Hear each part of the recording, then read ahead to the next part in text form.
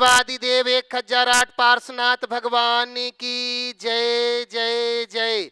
श्रवण संस्कृति के उन्नायक प्रातः श्रमणीय आचार्य भगवंत विद्यासागर जी महामुनि राज की जय जय जय। गुणायतन प्रणेता शंका समाधान व भावना योग प्रवर्तक तरुणाई के प्रखर वक्ता पूज्य मुनिवर श्री प्रमाण सागर जी महाराज की जय जय जय। मुनिवर श्री अरहय सागर जी महाराज की जय जय जय। प्रिय बंधुओं, तीर्थराज सम्मेद शिखर की तलहटी गुणायतन परिसर में आयोजित देश के सर्वाधिक लोकप्रिय कार्यक्रम शंका समाधान में यहाँ उपस्थित एवं देश विदेश से जुड़े हुए उन सभी श्रद्धालुओं का, जो कि पारस चैनल के माध्यम से इस कार्यक्रम का सीधा प्रसारण देख सुन व आनंद ले रहे हैं, उन सभी का मैं गुणायतन श्री सेवायतन परिवार की ओर से हार्दिक हार्दिक अभिनंदन करता हूँ। बंधुओं, हम प्रतिदिन की भांति चलते हैं उन गुरुदेव के चरणों में वंदन करने के लिए, जिन्होंने शंकाओं की नदी में बह रहे असंख्य भव्य जीवों के लिए समाधान की नौका लेकर के हम सबको भव से पार कराया है। ऐसे पूज्य गुरुदेव प्रमाण सागर जी महाराज के चरणों में वंदन करते हैं। भो स्वामी नमोस्तु नमोस्तु नमोस्तु। बंधुओं, हमें बड़ी प्रसन्नता है, लोग गुणायतन से लगातार जुड़ते जा रहे हैं। आज जिन्होंने गुणायतन से जुड़ने का भाव बनाया, निर्वाण निधि के रूप में श्रीमान राकेश कुमार जी, श्रीमती किरण जी, श्रीमती ज्योति जी, रमेश जी जैन, अरायना जैन, अबीरा जैन नागपुर से, वही बंधुओं श्री जगदीश जैन, नवल जी जैन, श्रीमती नेहा जैन बेंगलोर से, जोरदार ताली बजा करके हम इनका अभिनंदन करते हैं। बंधु, आज जो संस्थापक सदस्य के रूप में जुड़े हुए हैं सूत्रधार से जो संस्थापक सदस्य के रूप में जुड़े हुए हैं, हम उनका बहुत बहुत अभिनंदन करते हैं। ऐसे श्रीमान हेमचंद जी, मीना जी झांझरी, अभिषेक जी, नैन्सी जी, अभिजीत जी, प्रणीता जी, अमित जी, नेहा जी झांझरी इंदौर से, जोरदार ताली बजाकर हम अभिनंदन करते हैं। इन पूरे परिवार को आप यहाँ पर टीवी पे देख रहे हैं बंधुओं, ये यहाँ नहीं पहुंचे, फिर भी दूर से ही इन्होंने गुणायतन से जुड़ने का भाव बनाया। पूरा गुणायतन परिवार इनका बहुत बहुत बहुत बहुत अभिनंदन करता है। बंधुओं, वहीं आज जो निर्वाण सारथी के रूप में जुड़े हुए हैं, जिनकी 57वीं आज विवाह की वर्षगांठ के उपलक्ष्य में जिन्होंने अपने आप को जोड़ा है गुणायतन से, ऐसे professor doctor Natwar Lal ji, professor doctor सूर्य प्रभा जी जैन, डॉक्टर संजीव जी जैन, सौ मीना जी जैन, जिगीसा जी जैन, रिद्धिशा जैन, धूलिया से इन्होंने ये सौभाग्य पाया है। इनके लिए जोरदार ताली बजा करके बंधुओं हम इनका अभिनंदन करते हैं और इनका वैवाहिक जीवन सुखद संपन्न हो, ऐसी मंगल भावना इनके लिए भाती है। बंधुओं, हमें बड़ी प्रसन्नता है, पूज्य गुरुदेव ने हम सबको आशीर्वाद दिया। ट्रस्ट के सभी लोगों ने आकर के, कमेटी के लोगों ने आकर के महाराज श्री से निवेदन किया कि महाराज श्री, आगामी आने वाली अष्टानिक महापर्व में, जो कि 10 मार्च से लेकर के 18 मार्च तक होगी, उसके लिए महाराज श्री आपका आशीर्वाद मिल जाए। प्रतिवर्ष की भांति सिद्ध चक्र महामंडल प्रधान, वह भी संस्कृत भाषा वाला जो आपके सानिध्य में होता रहा है, जिनके आप प्रणेता माने जाते हैं महाराज श्री। वास्तव में लोग गुणायतन प्रणेता कहते हैं, भावना योग प्रणेता कहते हैं, मैं तो कहता हूं संस्कृत के सिद्ध चक्र प्रधान के अगर कोई प्रणेता है तो वो पूज्य गुरुदेव श्री प्रमाण सागर जी महाराज हैं, जिन्होंने उसे आज हम सबके बीच में लेकर के आए। तो महाराज श्री ने साहर्ष स्वीकृति दी है बंधुओं, और वह विधान जो है 10 मार्च से लेकर के 18 मार्च तक होगा, इसी गुणायतन परिसर में होगा, जिसके लिए बंधुओं लगभग 8-9 लोगों ने तो हमें स्वीकृति दे दी है और बहुत सीमित मंडल होंगे इस बार, और जिसके लिए मात्र 5 लाख रुपए की राशि हम लोगों ने यहाँ पर कमेटी ने निर्धारित की है। बंधुओं, आप चाहें तो उसमें शामिल होकर के एक मंडल के साथ बंधुओं लगभग 10 से 12 लोगों के रहने की, भोजन की संपूर्ण व्यवस्थाएं उनको हमारी कमेटी गुणायतन परिवार उनको देगा, जिसमें आप शामिल होकर के धर्म आराधन कर सकते हैं। मैं आपसे कहना चाहूंगा बंधुओं, पहले पूर्व में भी जिन लोगों ने सिद्ध चक्र विधान में महाराज श्री के सानिध्य में रह करके जो सिद्धि प्राप्त की है, वो बड़ी बेजोड़ होगी। जो लोग नहीं जुड़ पाए, पिछली बार रह गए थे, वो इस बार चूकना मत, क्योंकि मंडल बहुत सीमित है, स्थान सीमित है। इस बात का आप लोग ध्यान रखेंगे। चूंकि आज शनिवार है, बहुत सारे बच्चों के आज प्रश्न होने थे, पर जिन बच्चों के प्रश्न आए हैं, मैं महाराज श्री के चरणों में वंदन करते हुए निवेदन कर रहा हूं इन शंकाओं का समाधान करने के लिए। सबसे पहले प्रश्न रख रहा हूं महाराज श्री सर्वज्ञ जैन चिरगांव से, छोटा सा बेटा, आपके चरणों में नमोस्तु निवेदित करते हुए कह रहा है, महाराज श्री, पानी में जो जीव हैं उन्हें हम छान लेते हैं, लेकिन हमें पाठशाला में पढ़ाया गया है कि पानी भी जीव है, तो महाराज श्री फिर तो हम प्यासे ही रह जाएंगे, क्योंकि हम जीव को कैसे पी सकते हैं? कृपया आप समाधान करें। बहुत अच्छा सवाल है। पानी में रहने वाले जीव को हम छान सकते हैं, लेकिन जब पानी ही जीव है तो उसे कैसे छाने। देखिए, हमारे यहाँ एक शब्द आता है सख्यानुष्ठान, जितना सख्य उतना करें। आप गृहस्थ हो, दो तरह के प्राणी हैं, एक त्रस और एक स्थावर। त्रस प्राणी जो चलते फिरते प्राणी हैं, और स्थावर जो एक इंद्रिय कहलाते हैं। स्थावर के लिए यथासंभव संयम रखें, त्रस की हिंसा से बचें। तो त्रस जीवों की हिंसा से हम बच जाते हैं, यही हमारी बहुत बड़ी अहिंसा है। बाकी तो हम श्वास लेते हैं, उसमें भी हिंसा है। हम जो कुछ भी कर, वायु में भी जीव है, अग्नि में भी जीव है, सब तरफ जीव है। हमारी जितनी जागरूकता और तत्परता, वही हमारी अहिंसा है।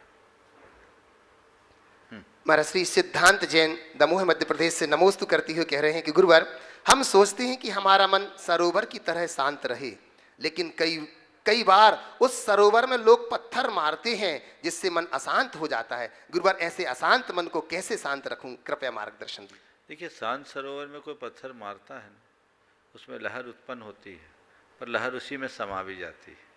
यदि हम अपना स्वभाव सरोवर की तरह बना ले, पत्थर मारने वालों से तो हम नहीं बच सकते, लेकिन कोई कितना भी पत्थर मारे, हम उसमें उत्पन्न होने वाले लहर को नियंत्रित रखने में समर्थ जरूर बन सकते हैं।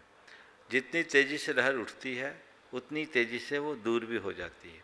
यदि किसी निमित्त से मन में कोई आवेग आता है, उस निमित्त के हट जाने के बाद तुरंत शांत हो जाए, पानी जैसा मन हो जाए, जितनी तेज़ी से वेग उठे उतनी तेज़ी से वेग शांत हो, तो हम अपने जीवन में बेहतरी घटित कर सकते हैं। अनिल जी चौधरी गारोट से नमोस्तु निवेदित करते हुए कह रहे हैं, महाराज श्री, मेरे पूरी परिवार की ओर से नमोस्तु गुरुदेव। गुरुवर, एक जिज्ञासा थी कि धार्मिक क्षेत्र में एक शब्द सुनने को मिलता है, कोई भी कार्य करते हैं यदि वह गलत होता है तो यह बोला जाता है कि यह कार्य मत करो वरना आपको दोष लगेगा। तो दोष से क्या तात्पर्य है, कृपया जिज्ञासा का समाधान करें।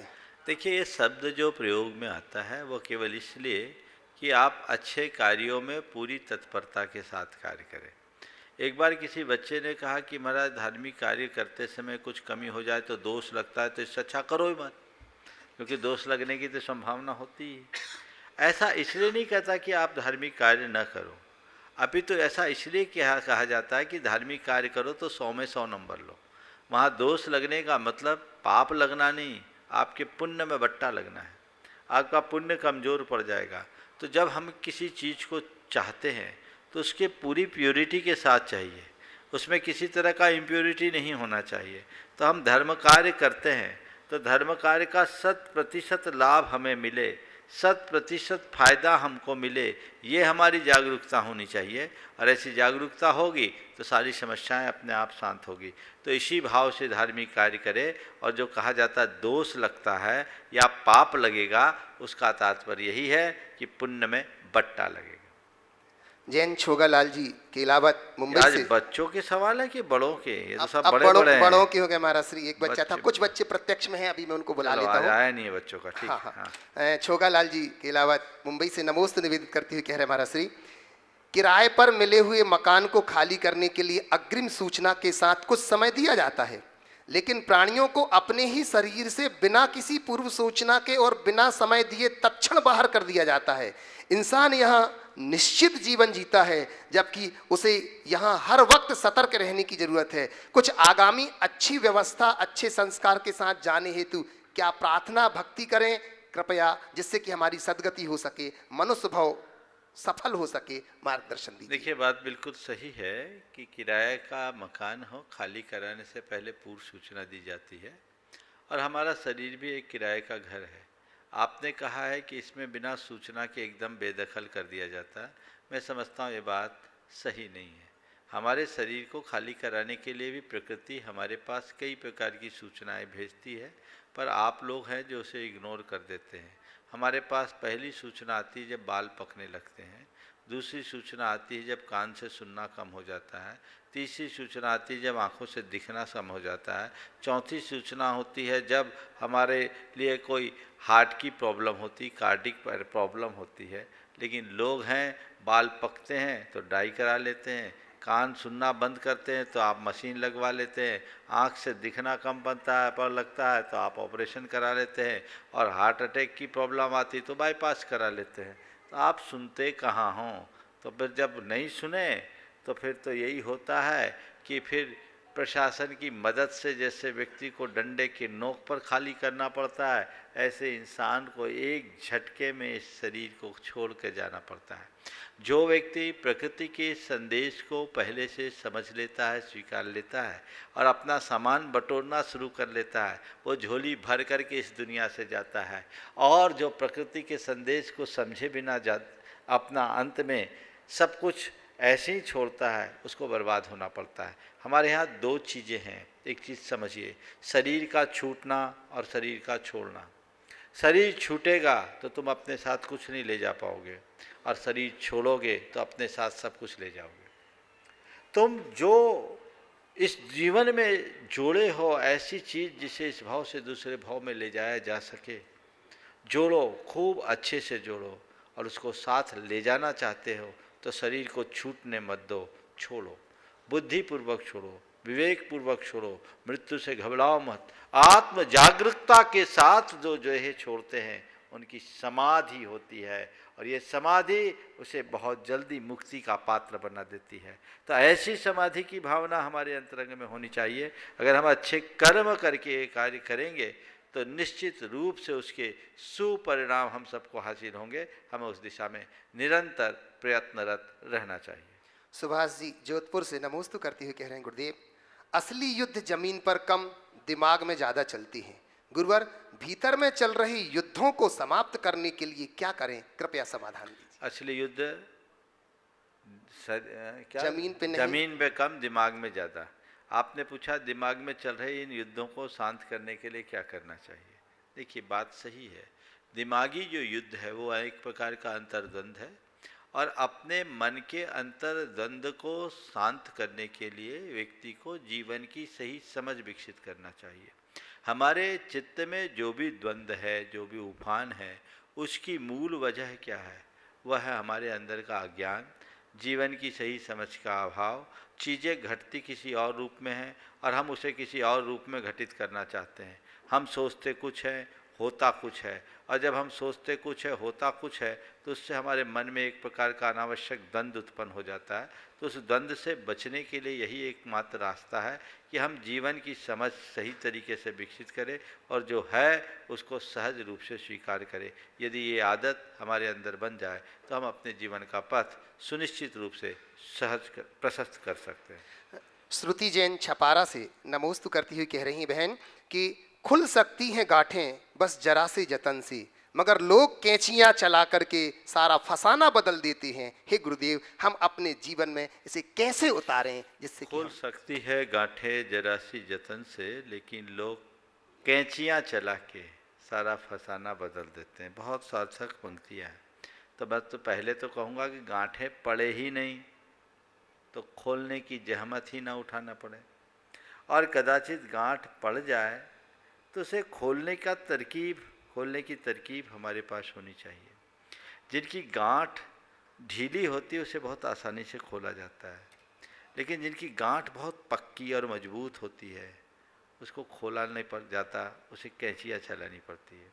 तो मैं कहूँगा कि पहले गांठ पड़े ही नहीं ऐसी कोशिश करो, और गांठ पड़ गई तो खुद की तत्परता से उसे खोलो, नहीं तो मान करके चलो कैंचियाँ तो चलनी ही हैं, इसलिए कैंचियाँ चले उससे पहले गांठ को खोलने की तैयारी कर लो। श्रीमती रेखा जी भंडारी जयपुर से नमोस्तु निवेदित करती हुई कह रही, महाराज श्री मेरी जिज्ञासा यह है कि हम अपनी बुद्धि को कैसे पैनी प्रखर बनाएं कि पिछला भूले नहीं और आगे का जल्दी याद हो जाए। हम आपके सानिध्य में स्वाध्याय कर रहे हैं, विषय गुण लगते हैं, उस वक्त तो समझ लगता है, समझ में आ गया, लेकिन विषय याद नहीं रह पाता। हम कैसे स्वाध्याय करें कि विषय कठिन भी नहीं लगे और याद भी रह जाए। कभी तो निराशा भी ना होने, कभी कभी निराशा भी होने लगती महाराज श्री कि हम अभी बहुत जीरो पर हैं, कृपया हमें समाधान दें। देखिए, आपने पूछा हम अपनी बुद्धि को ऐसी तीक्ष्ण कैसे बनाएं कि पिछला भूले नहीं और आगे का याद बना रहे। बहुत अच्छी बात है, आप निरंतर लगन से अध्ययन कर रही हो। आपने एक अच्छी बात कही कि हमें समझ में तो आ जाता, याद नहीं रहता। कोई बात नहीं, घबराने जैसी कोई बात नहीं। सबसे पहली बात तो ये है कि याद तो हर मनुष्य को होता है।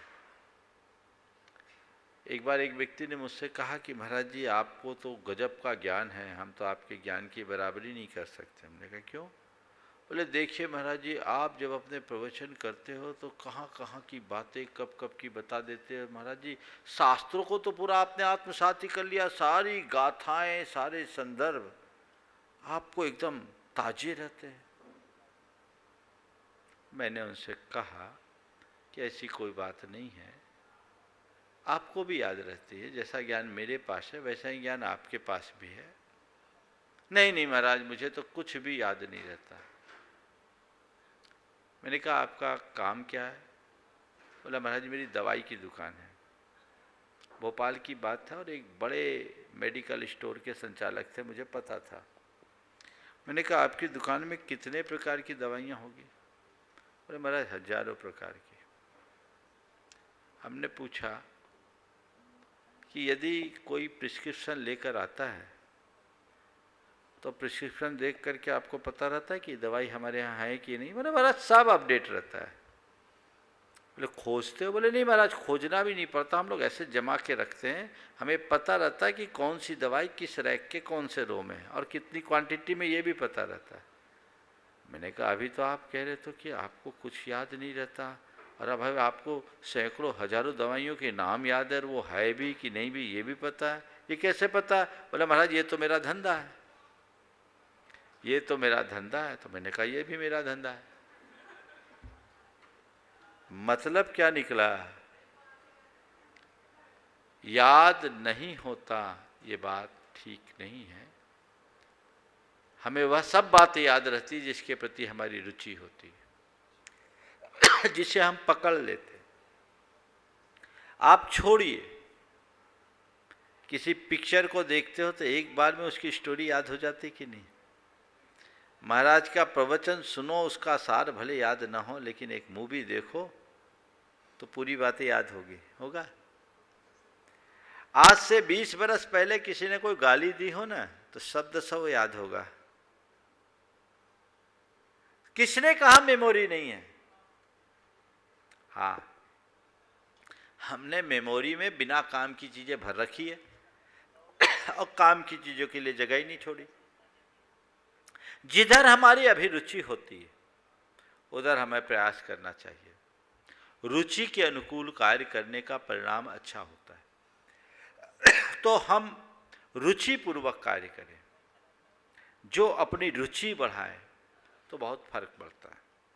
दूसरी बात, स्वाध्याय के संदर्भ से जुड़े लोगों से मैं कहूँगा, याद करने के लिए मत पढ़िए, मन लगाने के लिए पढ़िए। कदाचित आपको याद न भी हो तो कोई दिक्कत नहीं, हमें पंडित थोड़ी बनना है। विनय पूर्वक पढ़ोगे तो उसके संस्कार तुम्हारे चित्त में स्थायी रूप से अंकित होंगे। शब्द भले ही भूल जाओ, भाव हृदय में होगा। और जब कभी कोई ऐसी बात आएगी तो मन में आवाज आएगी, ये बात हमने ऐसा पढ़ा, ये बात हमने ऐसी सुनी। इसलिए हताश मत होइए कि मुझे याद नहीं होता। और हर व्यक्ति की उम्र के अनुसार एक व्यवस्था होती है। आप लोग अपने गैजेट्स में देखते हैं, जब पूरी मेमोरी फुल हो जाती तो आपको बहुत सारी चीज़ें डिलीट करनी पड़ती है ना? तो अपनी मेमोरी को और अपडेट रखना है तो फालतू चीज़ों को डिलीट करना शुरू करो। उसको पकड़े हो तो जगह ही नहीं बची। अपने गैजेट में तो दूसरी चिप लगाई जा सकती है, यहाँ तो कोई व्यवस्था नहीं है। यहाँ तो इसी चिप से काम करना जो नेचर ने आपको दिया है। तो उसके लिए अनावश्यक बातों में जी उलझाने की आदत से मुक्त हों, उन्हें हटाएं और जो जरूरी है उसमें अपना चित्त लगाएं। रुचि पूर्वक सुने। धर्म की बातों को जो व्यक्ति रुचि पूर्वक सुनते और ग्रहण करते हैं उनके जीवन में बहुत बड़ा बदलाव घटित होता है। तो उस दिशा में भी हमें प्रयास करना चाहिए। रुचि पूर्वक सुनने का सुपरिणाम सुनिश्चित रूप से आता है। प्रवीण जी सिंघई गढ़ाकोटा से इस प्रश्न के बाद मैं निवेदन करूंगा हमारे प्रशासक सिद्धार्थ जी से इस प्रश्न बाद में होंगे। महाराज श्री प्रवीण जी सिंघई कह रहे हैं कि जीवन में कोई उद्देश्य हो तो हर दुख को पार किया जा सकता है। तो हे गुरुवर, जीवन में आने वाले हर दुख पर हमारा उद्देश्य भारी पड़े, ऐसा उद्देश्यपूर्ण जीवन कैसे जिएं, कृपया सूत्र प्रदान करें। जीवन में कोई उद्देश्य हो तो हर दुख को पार किया जा सकता है, और जीवन में कोई दुख भारी न पड़े ऐसा उद्देश्यपूर्ण जीवन कैसे जिए। मैं तो एक ही बात कहता हूँ, अपने जीवन का उद्देश्य ही बना लो कि जीवन में जो कुछ भी हो मुझे सहज रूप से सहना है और सहते हुए जीवन जीना है। जब तक मनुष्य आध्यात्मिक लक्ष्य को लेकर आगे नहीं बढ़ता तब तक वह अपने जीवन के चरम उद्देश्य को प्राप्त नहीं कर पाता। ज़्यादातर लोगों के जीवन का उद्देश्य बड़ा उथला होता है, वे केवल भौतिक उपलब्धियों को ही अपने जीवन का लक्ष्य बना करके चलते हैं, इसलिए मामला बीच में अटक जाता है। यदि हम जीवन के परम उद्देश्य को सामने रख करके चले तो हमारी सारी दुविधाएं दूर हो सकती। सिद्धार्थ जी प्रशासक गुणायतन, और इसी के बाद तैयार रहेंगे अमित जी छावड़ा रांची से, नीलिमा जी भव्य और तनिष्का भी साथ में आएगी। साक्षात विराजमान द्वैमुनराजों के पावन चरणों में मेरा और मेरे परिवार का कोटि कोटि प्रणाम। नमोस्तु महाराज जी, नमोस्तु महाराज जी, नमोस्तु महाराज जी। अभी अभी भैया जी ने बताया कि आगामी अष्टांगिका 10 मार्च से जो प्रारंभ हो रही है उसमें इस गुणायतन में आप परम आशीर्वाद और सानिध्य में संस्कृत का विधान होने जा रहा है, सिद्ध चक्र विधान होने जा रहा है। मैंने देखा है कई लोगों का मेरे से भी संपर्क है, सभी इस आशा में थे कि कार्यक्रम की घोषणा कब हो रही है, महाराज जी का आशीर्वाद मिला कि नहीं मिला। जैसे ये समाचार लोगों को मिलेगा निश्चित ही हर्ष की लहर दौड़ेगी। और पहले भी जिन लोगों ने आपके सानिध्य में ये विधान किया है उनको बिल्कुल आशा रहती है कि मुझे भी विधान में बैठना है, और जो नहीं बैठ पाते हैं वो बिल्कुल तैयार रहते हैं कि मुझे सूचना मिलते ही अपना नाम भेजना है। मैं तो एक प्रश्न है मेरा गुरुवर कि इस संस्कृत विधान, क्योंकि शिक्षक विधान तो सभी जगह होते हैं और संस्कृत का नहीं हो पाता है, तो सबको ये आशा रहती है कि आपके सानिध्य में, गुरु के सानिध्य में संस्कृत का जो विधान की आपने परंपरा चलाई है इसकी क्या महिमा है, इसको कृपया बताने की कृपा करें। नमोस्तु गुरुवर। देखिए बिल्कुल सही बात है। सिद्ध चक्र महामंडल विधान की अनौपचारिक घोषणा तो कार्तिक में ही हो गई थी, लेकिन इन दिनों कोविड का दौर चल रहा था, इसलिए उन सब बातों को देखकर मैंने कहा देश काल की स्थितियों को जब तक न जाने तब तक क्या करें। फिर मैं सोच रहा था कि पहले कुंडलपुर के महोत्सव के बारे में देख ले, पैरेलल समानांतर डेट पड़ जाए तो बहुत दिक्कत होगी, गुरुजी का तो कोई पता ही नहीं है। पहले वहाँ का कार्यक्रम सुनिश्चित हो जाए उसके बाद यहाँ के कार्यक्रम की घोषणा करूँ। आज मंच पे आने से पूर्व एक बड़ा विस्मयकारी संदेश मेरे पास पहुँचा। आज बसंत पंचमी का दिन है और मुझे जो संदेश मिला है मैं इसे अभी औपचारिक संदेश नहीं मानता, पर जो सूत्रों से मुझे संदेश मिला है उस आधार पर मैं कह रहा हूँ कि ऐसा अभी सुनने में आया है कि कुंडलपुर का महामहोत्सव आगामी 12 फरवरी से प्रारंभ होगा। अब आप सोच सकते हो आचार्य विद्यासागर महाराज क्या हैं, इतना बड़ा महोत्सव जिसके ऊपर पूरी दुनिया की निगाहें टिकी, उस महोत्सव के लिए कुल 7 दिन, वो भी आज शाम को 5 तारीख तो निकल गया, अब 6 दिन बचे, 12 से शुरू करना है। कमेटी वालों के तो हाथ पांव ढीले पड़ गए होंगे, लेकिन आचार्य महाराज हैं, उनके जो मन में होता वही करते हैं। मैं ये बात आचार्य महाराज के संदर्भ में नहीं कह रहा हूँ, मेरे पास तक जो सूचना आई है उस आधार पर कह रहा हूँ। अगर ऐसा है और 12 तारीख से पंचकल्याणक वहाँ होता है तो ये भी इस युग का एक बहुत बड़ा चमत्कार होगा। 7 दिन की अवधि में, अभी तो वहाँ कुछ हुआ ही नहीं, सब तो निष्फिकर थे कि अप्रैल में होगा, पर हमारे गुरुदेव है, वो इन सब बातों के बारे में विचार नहीं करते। और मेरा तो मानना है कि हमारे गुरुदेव कभी व्यवस्थाओं की चिंता नहीं करते, व्यवस्था उनसे 100 मील आगे खुद चलती है और व्यवस्थाएं अपने आप होगी। वे कहते हैं मैं अवस्था देखता हूं, व्यवस्था नहीं। ये अद्भुत संयोग कुंडलपुर का महोत्सव मैं भी चाहता था कि थोड़ा विलंब हो। कल तक तो मेरे पास भी ऐसी कुछ संभावनाएं दिख रही थी कि कहीं हो, तो मैं सोच रहा था शायद मेरा भी भाग जग जाए। लेकिन अभी सुनकर के ये एकदम आश्चर्यकारी सूचना है कि कुंडलपुर का महामहोत्सव आगामी 12 फरवरी से प्रारंभ होने जा रहा है। लोग भी लगभग मन बनाए हुए हैं, जिनको आना ही है। और मैं तो कहूँगा ऐसे इस महोत्सव का साक्षी हर व्यक्ति को बनना चाहिए और लोगों को बढ़ चढ़ करके लाभ लेना चाहिए।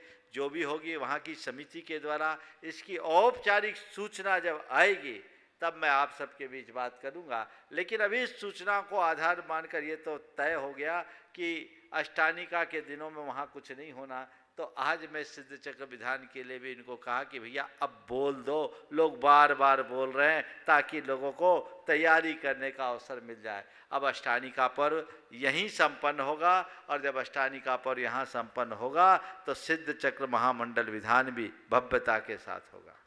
यद्यपि पिछली बार मैंने कहा था कि अगला सिद्ध चक्र विधान 108 मंडलों का होना चाहिए, तैयारियां भी थी, लेकिन अभी देश काल की स्थिति ऐसी नहीं है कि कैंपस से बाहर जाकर के वो आयोजन किया जाए।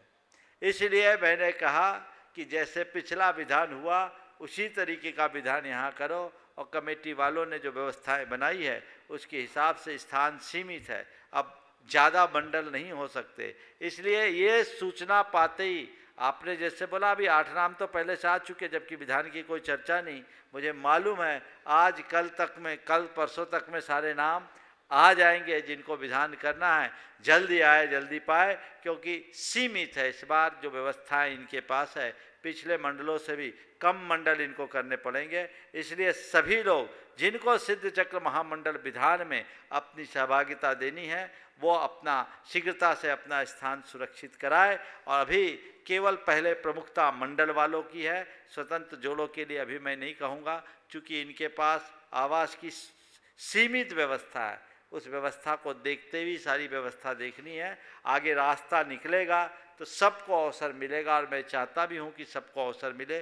बहुत लोगों की भावना थी कि सिद्ध चक्र विधान में हमें आना है।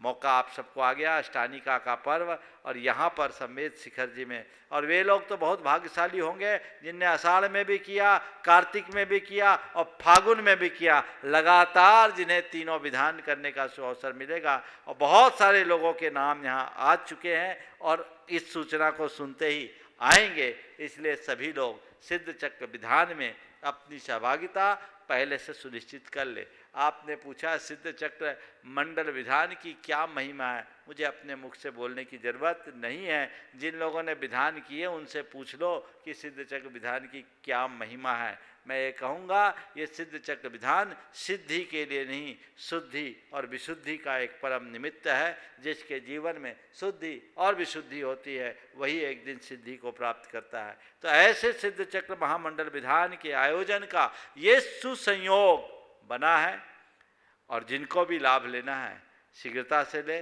और इसकी महिमा से आनंदित हो।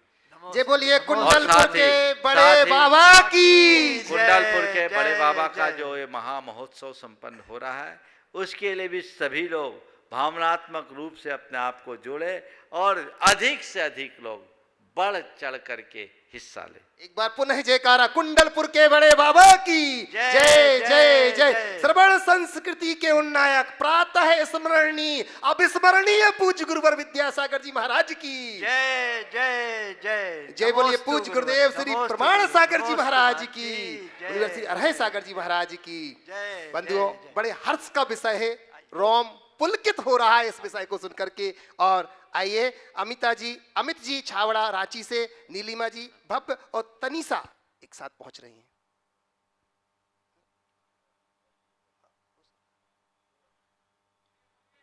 मैं अमित छाबड़ा रांची से, मेरा और मेरे पूरे परिवार का महाराज श्री के चरणों में बारंबार नमोस्तु नमोस्तु नमोस्तु।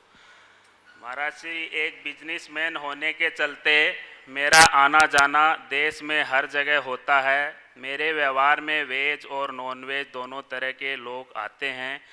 बहुत बार ऐसा समय आता है कि नॉनवेज खाने वाला व्यक्ति मेरे को बोलता है कि मेरे को जैन मंदिर के दर्शन करने हैं, जैन गुरु के दर्शन करने हैं। ऐसी स्थिति में उनको दर्शन कराने ले जाने में मुझे दोष लगेगा कि धर्म लाभ होगा, कृपया मार्गदर्शन करें। अरे भाई, कोई नॉन वेज खाने वाला जैन मंदिर और जैन गुरु में के दर्शन के लिए आता है तो लाओ, पर उसको शुद्धि के साथ लाओ, कुल्ला वगैरह करा के लाओ। हो सकता है वो भगवान के दर्शन करके सुधर जाए और नॉन वेज छोड़ दे, तो ये हमारे लिए एक बड़ी उपलब्धि हो सकती है। उस दिशा में हमें प्रयास करना चाहिए। भव्य और तनीषा। नमोस्तु महाराष्ट्री। महाराष्ट्री, मेरी यह शंका है कि कहीं पर तो पार्श्वनाथ भगवान की मूर्ति के सिर पर सर्प होता है और कहीं पर प्रतिमा के ऊपर सर्प नहीं होता है, ऐसा क्यों? देखो, पार्श्वनाथ भगवान को केवल ज्ञान के पहले जब उपसर्ग हुआ था तो उनके उपसर्ग के निवारण के लिए धर्मेंद्र ने अपना फल फैलाया था। तो जो उपसर्ग की मुद्रा हम जब स्थापित करते हैं तो सर्प सहित करते हैं। केवल ज्ञान होते ही सारा उपसर्ग दूर हो जाता है। तो जब हम केवल ज्ञान को प्राप्त करने के बाद की अवस्था की प्रतिमा जी विराजमान करते हैं तो बिना फन के करते हैं। आपके रांची में मूल नायक पार्श्वनाथ भगवान के ऊपर फन नहीं है, यानी वो केवल ज्ञान की अवस्था का है। समझ गया?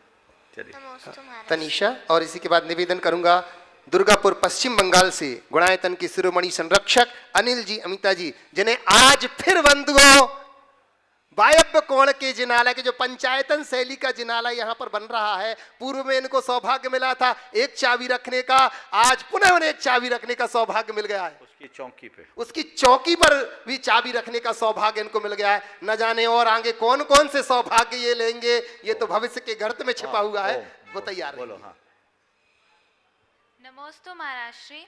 मानसी जैन उदगीर लातूर द्वारा एक प्रश्न है कि विश्व में अनेक प्रकार के फूल होते हैं, पर भगवान जी को कमल के फूल पर ही क्यों विराजमान करते हैं? देखिए, बहुत अच्छी बात है। फूल तो अनेक प्रकार के हैं, कमल पर ही, भगवान के नीचे कमल ही क्यों होता है? देखिए, कमल को लक्ष्मी का प्रतीक माना गया है। किसका प्रतीक माना गया है? लक्ष्मी का। और कमल की एक दूसरी प्रतीक विशेषता है, कमल कीचड़ में होता है, कीचड़ से लिप्त होता है, पानी में होता है, पानी में लिप्त नहीं होता। समझ गए? तो भगवान के चरणों में कमल का होना संसार की विभूति का उनके चरणों में उमड़ने का द्योतक है। लक्ष्मी है भगवान के चरणों में। और आपने देखा होगा भगवान उससे 4 अंगुल ऊपर होते हैं। मूर्तियों में भले दिखता नहीं, अधर में नहीं रख सकते इसलिए, लेकिन यथार्थ भगवान अधर में होते हैं। तो भगवान का अधर में होना भगवान की अलिप्तता का प्रतीक है। समझ गए? इसलिए भगवान के चरणों के नीचे कमल रखते हैं। आसन में भी, यद्यपि भगवान के प्रातिहार्यों में सिंहासन है, पर ज़्यादातर आज भगवान के कमलासन पर विराजमान किया जाने लगा है। नमोस्तु महाराष्ट्री। नमोस्तु। अनिल जी अमिता जी दुर्गापुर से। और इसी के बाद निवेदन करूंगा मैं एनएल जैन साहब, कोषाध्यक्ष गुणायतन। गुरुदेव के चरणों में शत बार नमन। गुरुदेव, आज बसंत पंचमी, क्या मेरे जीवन में बसंत आ गया। आज फिर से मुझे मौका मिल गया, सुअवसर मिल गया चाबी रखने का। तो गुरुदेव आशीर्वाद दीजिए कि हमेशा ऐसे ही सुअवसर मुझे प्राप्त होते रहें। गुरुदेव, मेरा एक प्रश्न है जो कि सहारनपुर से प्रकाश जी वीना जी ने भेजा है। तिस्सा नामक गांव में एक बहुत प्राचीन चतुर्थकालीन मूर्ति है। किसी समय में वहाँ बहुत सारे जैन परिवार थे, पर अब कोई भी जैन परिवार वहाँ नहीं रहता है। तो उन लोगों ने मिलकर ये एक ग्रुप बनाया है जिसमें कि वो वहाँ के लिए चंदा इकट्ठा करते हैं और वहाँ की देखरेख और उसका जीर्णोद्धार में सहायता करते हैं। कुछ लोग इसमें विकल्प करते हैं, तो उन्होंने पूछा है कि क्या ऐसे चंदा इकट्ठा करना चाहिए और प्राथमिकता कहाँ होनी चाहिए, कि जो प्राचीन मंदिर हैं उसके जीर्णोद्धार के लिए या कहीं और। इस समाचार से वो आपके विचार जानकर दूसरों को संदेश देना चाहते हैं। बहुत अच्छा, बहुत अच्छी बात है। सबसे पहले तो वाकई में आज आपका बसंत है, और आज इनके भाग्य के हिस्से में एक और विशेष चीज़ गई है जिसकी घोषणा मैं नहीं करूँगा, दोनों ने, पति पत्नी ने मुझसे निवेदन किया तो मैंने इन्हें एक कार्य के लिए आशीर्वाद दे दिया है। बहुत अच्छी बात है, ये तो भाग्यशाली लोगों को ही मिलता है। और अनिल जी, अमिता जी का तो हर कार्य में शुरू से योगदान रहा है और ये आज आपके ही पुण्य के खाते था। मैं लोग सभी से कहूँगा, धार्मिक कार्यों में व्यक्ति को बढ़ चढ़ करके हिस्सा लेना चाहिए और भावना रखनी चाहिए कि सबसे पहले मैं, सबसे पहले मैं, सबसे पहले मैं। अब रहा सवाल आपका कि प्राचीन मंदिर है जिसके रख रखाव के लिए लोगों को चंदा करना पड़ता है। करना ही चाहिए। हमें अपने मंदिरों की सुरक्षा, उनकी पूजा प्रक्षाल की व्यवस्था, दीर्घकालिक व्यवस्थाएं सुनिश्चित करनी चाहिए और ऐसे कार्यों के लिए हमें बढ़ चढ़ करके हिस्सा लेना चाहिए। जितना आवश्यक हो उतने धन का संग्रह करके उसे केवल संग्रहित नहीं करना चाहिए, अपितु वहाँ की व्यवस्था को सुव्यवस्था में बदलना चाहिए और न केवल जीर्णोद्धार करे अपितु उसके साथ भगवान की सेवा पूजा को भी सुनिश्चित करे, वो होती रहे, ऐसी व्यवस्था करनी चाहिए। मैं आपके माध्यम से सभी लोगों से कहूँगा, ये एक गांव की बात नहीं है, लगभग सभी गांवों का हाल यही है। गांव से लोग कस्बों और शहरों में आ गए हैं तो गांव खाली के खाली हैं, वहाँ कोई पूजन अभिषेक करने वाला भी नहीं दिखता। इक्का दुक्का घर है, वो भी अपने कामों में मगन रहते हैं। तो लोगों को चाहिए, जैसे सागर में एक ग्राम पूजन पुण्य दल बनाया है, IRS अधिकारी है अनूप जैन के नेतृत्व में। मैं उनके गांव में गया था, लोहारी में। उन्होंने, चूँकि उनके गांव में अब समाज नहीं है, सब लोग इधर उधर रह गए, इक्का दुक्का घर है, तो उससे प्रेरित होकर के उन्होंने युवाओं की एक टीम बनाई और जिसका नाम रखा ग्राम पूजन पुण्य दल। मैं वहाँ गया, काफ़ी युवा उससे जुड़े हुए। उन्होंने सागर जिले में, सागर शहर के निकट में जितने भी गांव हैं जहां मंदिर में कोई पूजा पाठ करने वाला नहीं है, वे अलग अलग सदस्य जाते हैं और वहां पूजा पाठ करते हैं और कई मंदिरों का जीर्णोद्धार भी कराया है। ये एक अच्छा उपक्रम है। तो ऐसा संदेश पूरे देश के लोगों के पास जाना चाहिए और अपने इर्द गिर्द जहाँ के भी मंदिर है, जहाँ पूजा प्रक्षाल की व्यवस्थाएं नहीं हैं, लोगों को इस तरह की व्यवस्था बनाकर उसे आगे बढ़ाना चाहिए। और इसमें यदि कोई चंदा करते हैं तो कोई बुरा नहीं है, बल्कि ऐसे लोगों को बढ़ चढ़ करके दान भी देना चाहिए। नमोस्तु गुरुदेव, नमोस्तु। अनिल जैन साहब, कोषाध्यक्ष गुणायतन। और इसी के बाद निवेदन करूंगा मैं अध्यक्ष दिगंबर जैन समाज मुर्शिदाबाद से ताराचंद जी सेठी, औरंगाबाद। परम पूज्यवर महाराज श्री, आज बसंत पंचमी का दिन है और ये दिन बड़ा उत्साह और उल्लास के साथ मनाया जाता है। और धरती के लिए तो काफ़ी है कि धरती का अगर जीवन है, धरती पर अगर जीवन है तो ये बसंत के आधार पर ही है। इसके साथ ये कहा जाए कि आज जो है ना, सरस्वती देवी का उपासना का दिन है। वो ज्ञान की देवी है, सबको ज्ञान देती हैं और खुद जो है सबको पूरा ज्ञान दे कर के ऊपर उनको बढ़ाती है। महाराज जी, मेरी ये जिज्ञासा है कि लोगों को ज्ञान होने के बाद भी वो जो अपनी ज़मीन है, बेरंग जो ज़मीन है, बेरंग ज़मीन, उसका कैसे जो है ना उत्तरदायित्व करें कि उसका उत्तरदायित्व बना करके उसको वापस उसको जो बनाए उसको, ऐसा कुछ। आपकी बात थोड़ी सी समझ में नहीं आई, कौन सी जमीन बोल रहे हैं आप? बेरंग जमीन, बेरंग जमीन, जो महाराज जी, जो बेरंग जमीन जो, अच्छा, हाँ, बेरंग जमीन। आपका कहना उबड़ खाबड़ जमीन। आपने फिर से वाक्य बोलिए, वाक्य थोड़ा स्पष्ट नहीं हो रहा, बेरंग से इसकी संगति नहीं बैठ रही है आपकी वाक्य का, फिर से बोलिए। महाराज जी, ये है कि जहाँ जो जमीन हमारी है, हाँ। जो बेरंग जमीन है, हमारा ऐसा उत्तरदायित्व तो क्या हो कि हम उसको जो है ना वापस उसको उन्नत बनाएं।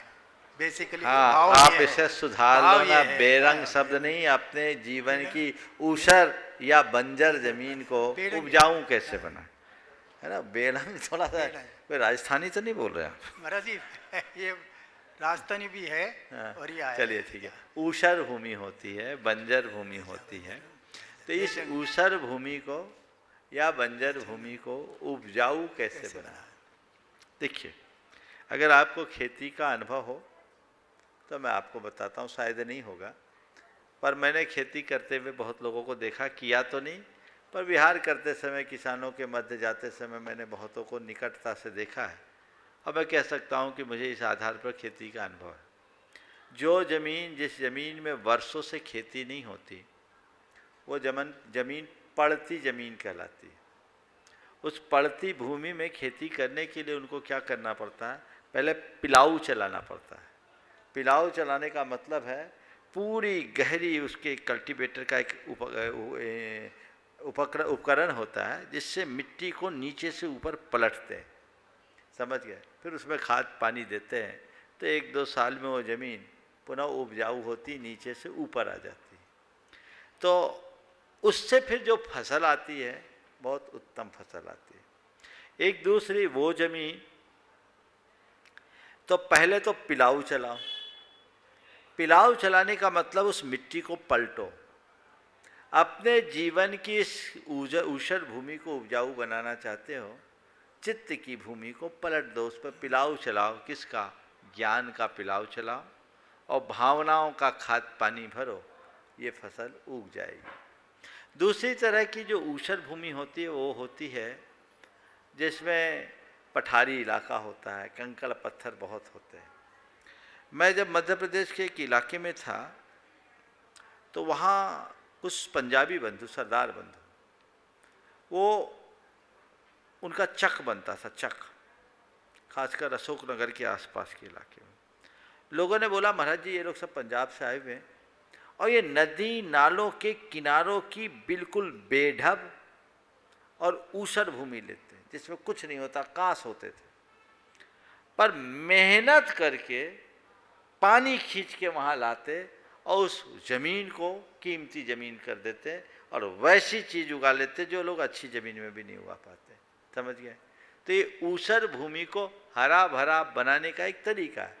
तो मैं यही कहूँगा जिसकी चित्त की भूमि पूरी तरह ऊषर हो गई है उन्हें भी घबराने की ज़रूरत नहीं है। थोड़ा श्रम करो, मिट्टी को पलटो, आए हुए कंकड़ पत्थर को थोड़ा थोड़ा छांटना शुरू करो, सनय सनय, और थोड़ा खाद दो। तो जहाँ हमने ज्ञान और सद्भावों का खाद अपनी चित्त की भूमि में डालना शुरू कर दिया तो हम उसमें एक अच्छी फसल की खेती करने में समर्थ हो सकें। महाराज जी, बसंत पंचमी का इससे कैसे जो है ना, इसका देखिए, आपने जो सवाल किया इसका बसंत पंचमी से कोई लेना देना नहीं है। बसंत तो एक प्रकृति के उल्लास की अभिव्यक्ति का अवसर है। इस समय प्रकृति हर्षित होती है और हमारे जीवन में बसंत की बहार आए तो उसके लिए अपने मन की उजाड़ को मिटाना होगा। नमोस्तु महाराज श्री। ताराचंद जी सेठी औरंगाबाद से, अध्यक्ष दिगंबर जैन समाज मुर्शिदाबाद। और इसी के बाद निवेदन करूंगा मैं सुभाष पूनम जी, CEO गुणायतन। तप संयम के हो अनुपम सागर, क्षमा धर्म के तुम हो अवतार। हे मोक्ष मार्ग के राही गुरुवर, आपके चरणों में मेरा बंधन बारंबार। गुरुवर, मेरे परिवार की तरफ से, औरंगाबाद समाज की तरफ से, मालदा समाज की तरफ से, पूरे मुर्शिदाबाद जिला दिगंबर जैन समाज की तरफ से आपके चरणों में कोटि कोटि बंधन। नमस्तु गुरुदेव, नमस्तु नमस्तु। मेरा प्रश्न गुरुदेव यह है, लोग कहते हैं कि तन की 85% बीमारी मन से उत्पन्न होती है, वो कैसे होती है? यदि ये सत्य है तो कैसे अपने मन पर नियंत्रण रख सके और इससे निजात पा सके? बहुत अच्छा सवाल किया है। तन से ज़्यादातर 85 शायद आपने कम किया, कुछ और ज़्यादा है। हमारी ज़्यादातर बीमारियों का संबंध हमारे तन से कम मन से ज़्यादा है।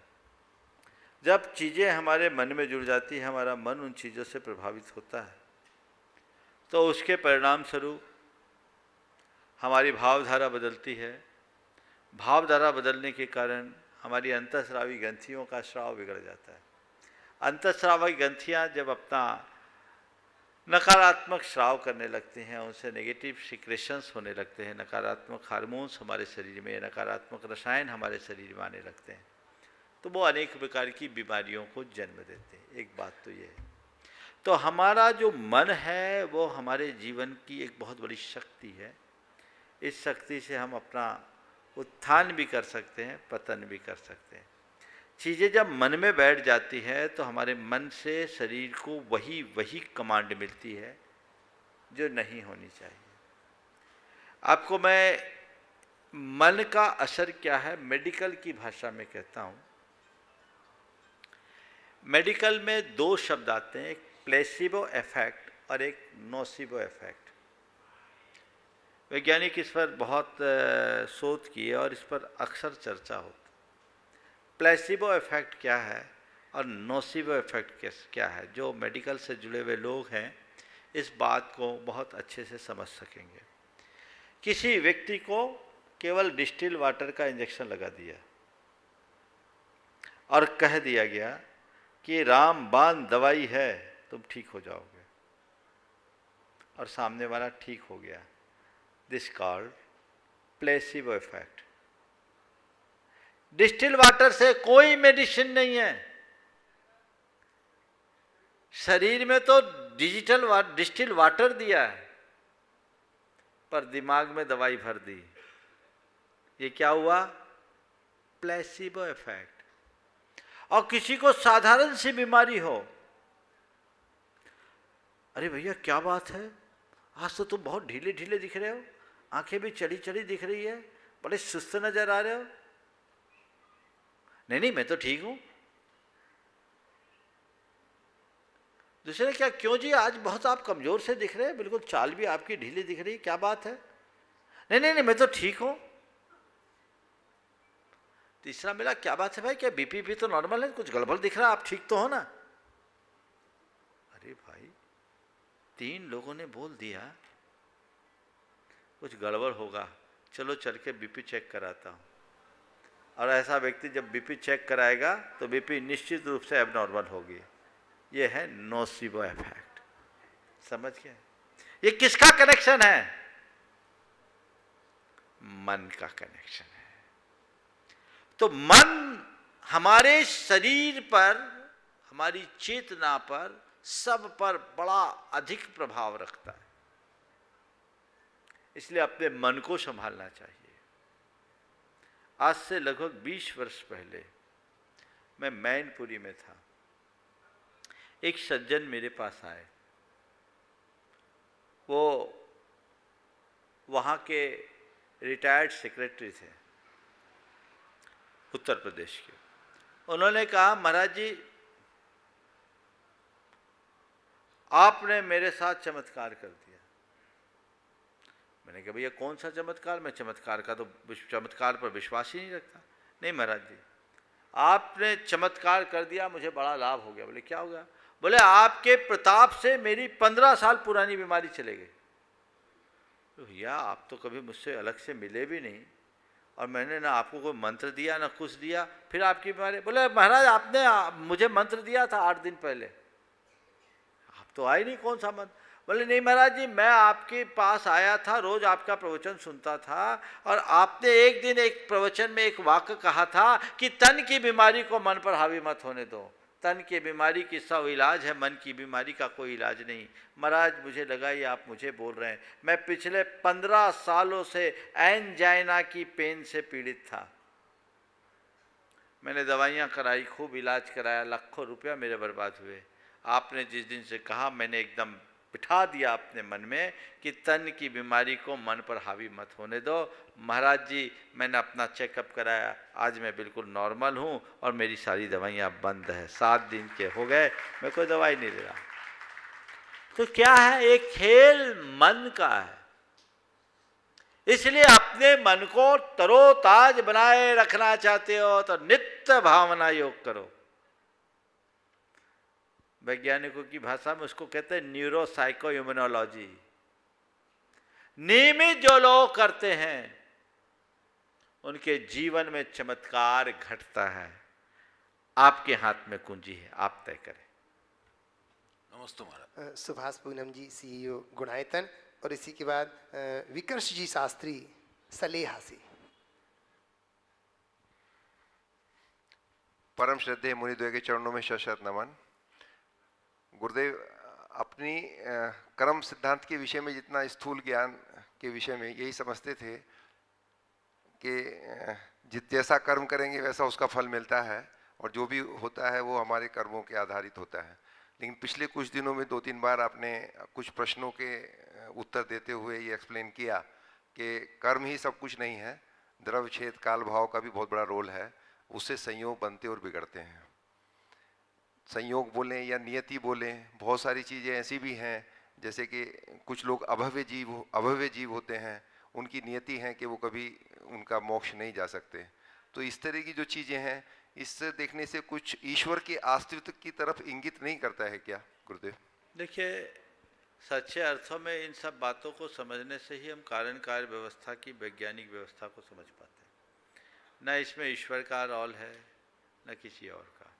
एक कार्य की उत्पत्ति में अनेक कारण होते हैं, उन कारणों में कर्म भी है। मैंने कई बार कहा, कर्मवाद, दैववाद, कालवाद, नियतवाद, पुरुषार्थवाद, सब चीज़ें हैं।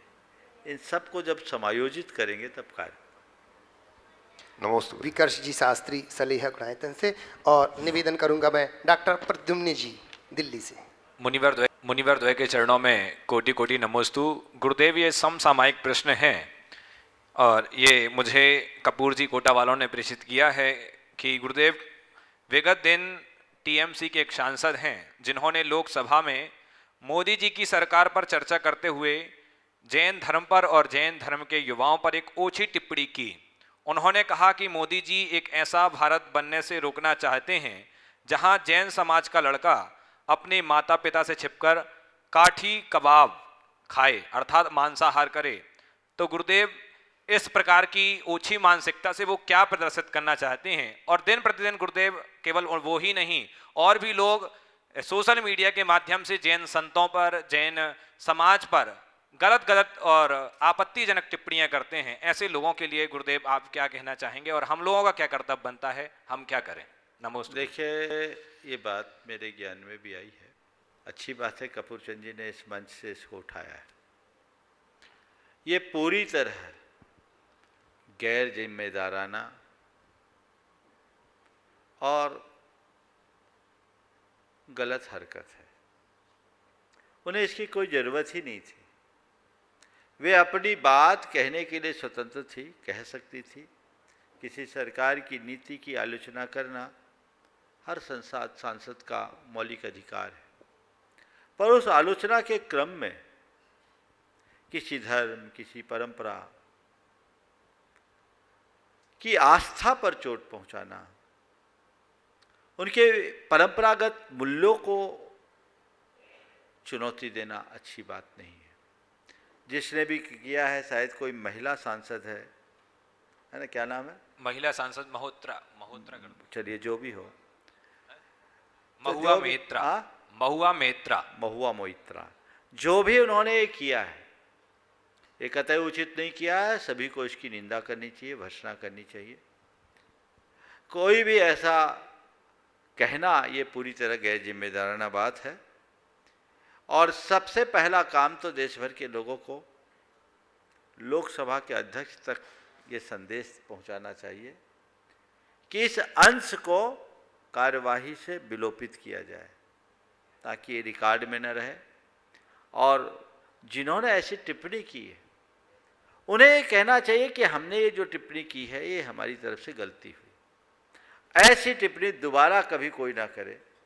कोई भी व्यक्ति, किसी को भी इस तरह का कार्य करना कतई उचित नहीं है। हर व्यक्ति की अपनी जीवन शैली है, वो जैसे जीवन शैली अपनाना चाहता करे, लेकिन कभी किसी भी परंपरा पर इस तरह का आघात पहुंचाना ठीक बात नहीं है। मैं सभी से कहूँगा, इस समाचार को जो कुछ भी जानकारी उसे ले और उस सांसद के पास और लोकसभा के स्पीकर के पास ये बात जरूर पहुंचाएं, ताकि उनको एहसास हो कि हम किसी के लिए कोई भी टिप्पणी करने के लिए स्वतंत्र नहीं है। इसके लिए जो भी किया जा सकता है वो जरूर करना चाहिए और अपनी ताकत सबको दिखाना चाहिए। और साथ ही गुरुदेव, एक यूट्यूबर ने भी अत्यंत निंदनीय एक हमारे श्रेष्ठ संत के ऊपर टिप्पणी करते हुए एक वीडियो भी वायरल किया है, जो अत्यंत, वो कहने में भी बहुत घृणास्पद है, उसको कह भी नहीं सकते। इस प्रकार से क्या ऐसे लोगों के लिए तो सबसे पहले यूट्यूब से बात करके उसे ब्लॉक कराना चाहिए और ऐसे लोगों के साथ संपर्क करके उन्हें इस तरह के कार्यों से रोकने का प्रयास करना चाहिए। जो भी इसकी वैधानिक कार्यवाही वो भी करनी चाहिए। अभिव्यक्ति की आज़ादी का अर्थ ये नहीं है कि आप किसी के लिए कोई भी किसी भी प्रकार की टिप्पणी कर दें, ये चीज़ें ठीक नहीं। डॉक्टर प्रद्युम्न जी और जबलपुर प्रतिभा स्थली से आयुषी बहन। काफ़ी दिनों से मेरे मन में एक दुविधा चल रही थी। काफ़ी दिन से सोच रहा था आपसे बात करूं, पूछूं आपसे अपने मन के संशय। हम लोग आहारचर्या में लगते हैं तो हम लगभग 2 से 3 बार बोलते हैं मन शुद्धि, वचन शुद्धि, काय शुद्धि, आहार जल शुद्ध है। महाराज जी मन तो चलो ठीक है, वो तो दिखता नहीं है, चलो सबका शुद्ध होता है, भाव होता है, तभी आहारचर्या में लगते हैं। वचन भी मान सकते हैं, काय में भी कई बार थोड़ी बहुत शोला वोला खराब हो जाता है किसी का, लेकिन जो आहार जल शुद्ध है महाराज जी बोलते हैं, तो उसमें मन में संशय ये है कि अगर मैं बाहर से आया हूँ और परगहान में जाके चौके में चला गया, मैंने बोल तो दिया, लेकिन मुझे तो पता ही नहीं है उस चीज़ के बारे में कि आहार जल शुद्ध है, तो हम तो प्रतिज्ञा से बंध गए। प्रद्युमन जी रहो, आपका नंबर ऐसे समय में आया कि प्रश्न भी पूरा नहीं हो पाएगा, उत्तर तो दूर। आपका प्रश्न आज लंबित है, कल इसका उत्तर होगा। बोलिए परम पूज्य आचार्य गुरुवर श्री विद्यासागर जी महाराज की जय जय जय।